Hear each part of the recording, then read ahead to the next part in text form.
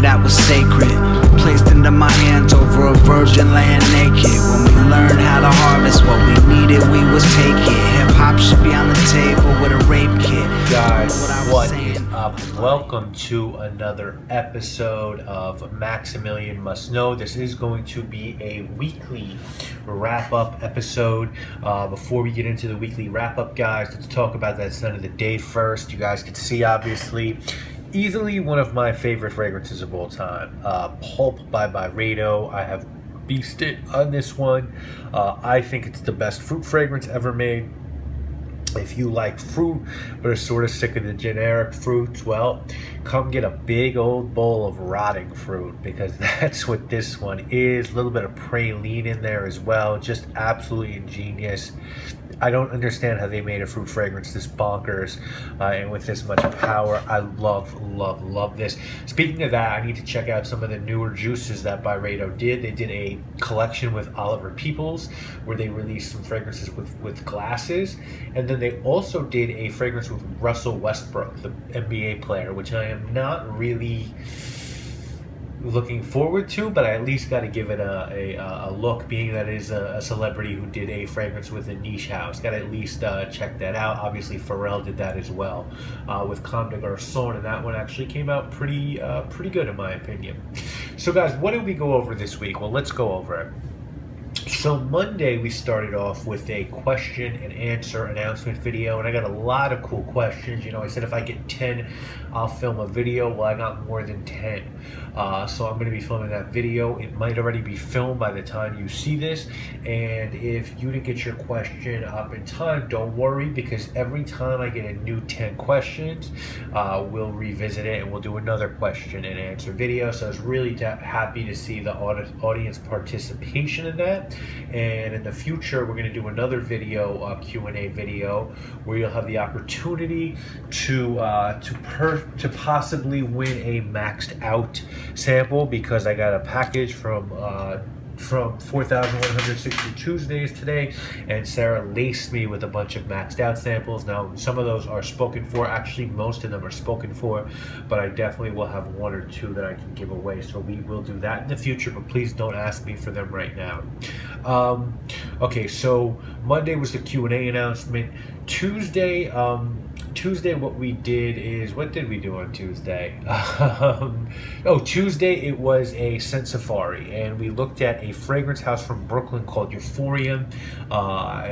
The owner, Steven, sent me 2 fragrances, which I really enjoyed. We had a conversation after.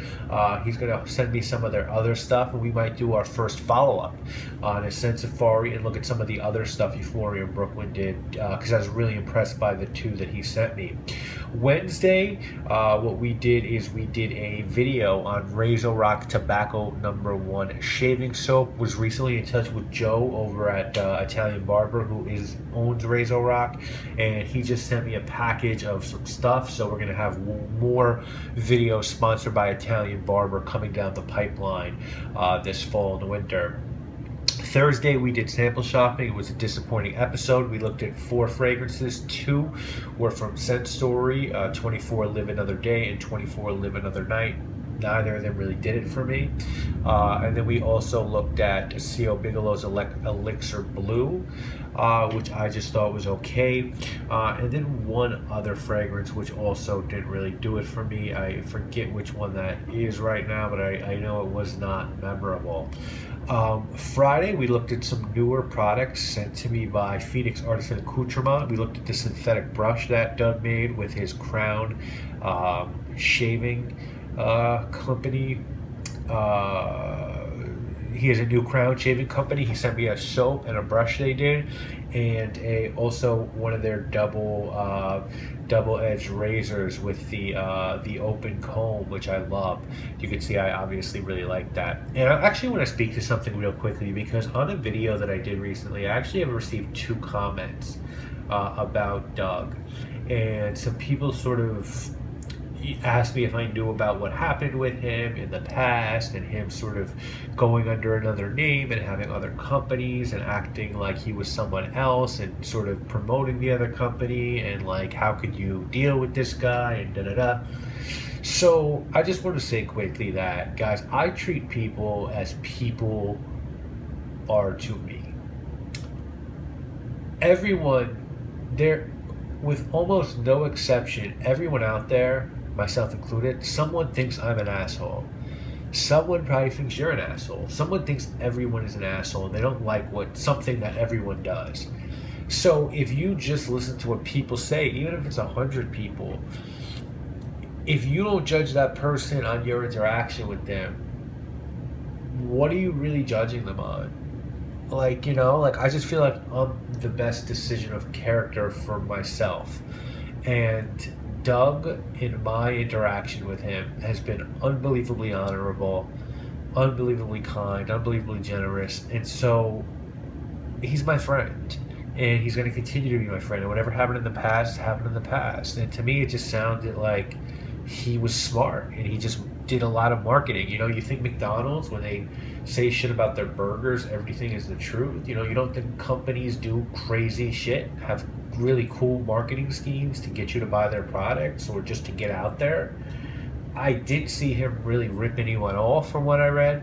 I mean, some people said he was the head of like a veterans group or whatever, and I don't know that that's a fact. And even if it is, yeah, that's not a great thing to do, but everyone has made mistakes, and I've made a lot of mistakes. I mean, I have a lot of friends in prison, family members in jail for murder, and at the end of the day, you just got to take people as how you take them. Doesn't mean they're perfect, I don't know if you ever watched the show The Wire, but life is gray and people are gray. We're Game of Thrones. There's rarely good and bad people. There's just people. People do different things. Sometimes people do bad things. Sometimes people do good things. Sometimes good people do bad things, and sometimes bad people do good things. And all you could do is judge people on how they treat you. And that's what I'm just going to continue to do. So I just wanted to say that quickly. And I fuck with Doug. Doug is my friend. So you want to write any negative shit about Doug, please don't do it on my wall. What's in the past is in the past. So that's and I'm actually working on Doug with products, so I feel like he's an honorable guy.